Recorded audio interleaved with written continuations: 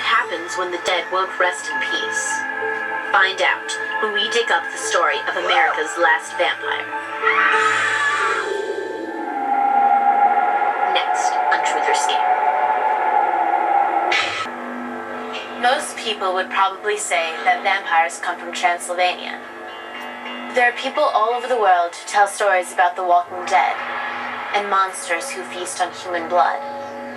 There have also been reports of vampires much closer to home, not so long ago.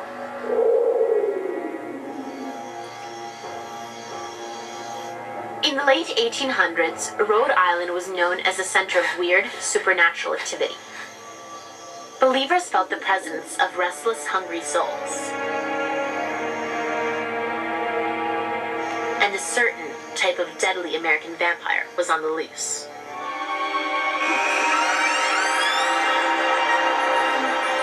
Or so they said.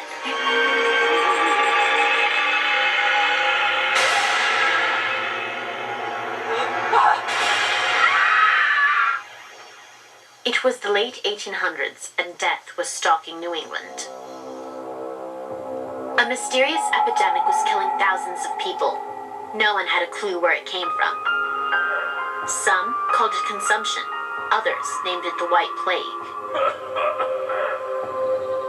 In small remote villages like Exeter, the disease spread like wildfire, passing from one family to another.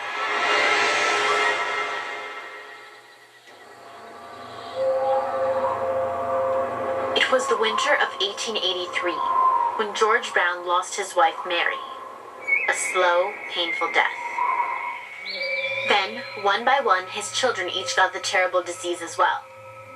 His daughter Olive, lying in bed, sick and weak, was haunted by nightmares. She dreamt about a shadowy figure who would steal her breath and drain her life force.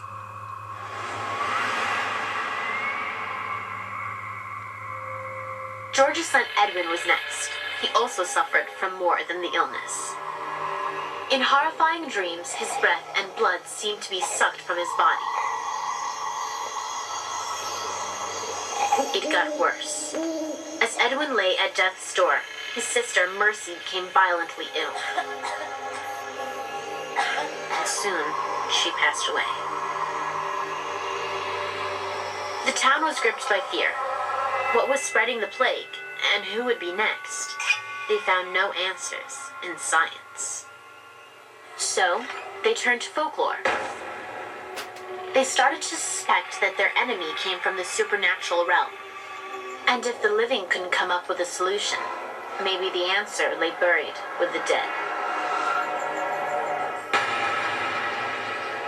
Town elder William Rose made an emotional appeal saying, "The undead must be returning from the grave to feed on the living." His prime suspect was one of the Brown family.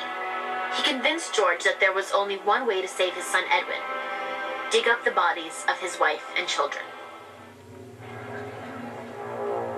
George Brown said he would. Even the most prominent members of the community believed in the malevolent spirit and gathered at the graveyard. No one, rich or poor, was immune from the desperation of the times. First, they unearthed Olive and her mother. They are just dust and bones.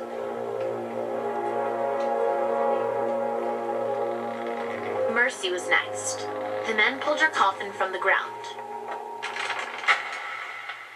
What they saw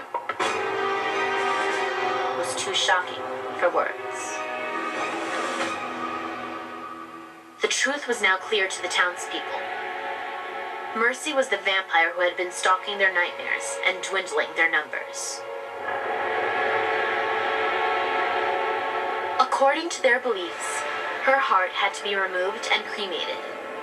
Otherwise, she would continue to claim even more lives. The task of performing the ritual fell to Dr. Harold Metcalf. The townspeople hoped that this act would not only stop the vampire from returning, but help save the sick as well. Desperate to save their friends and loved ones, they made a potion with the ashes and gave it to Edwin. It didn't work. Less than a week later, he passed away.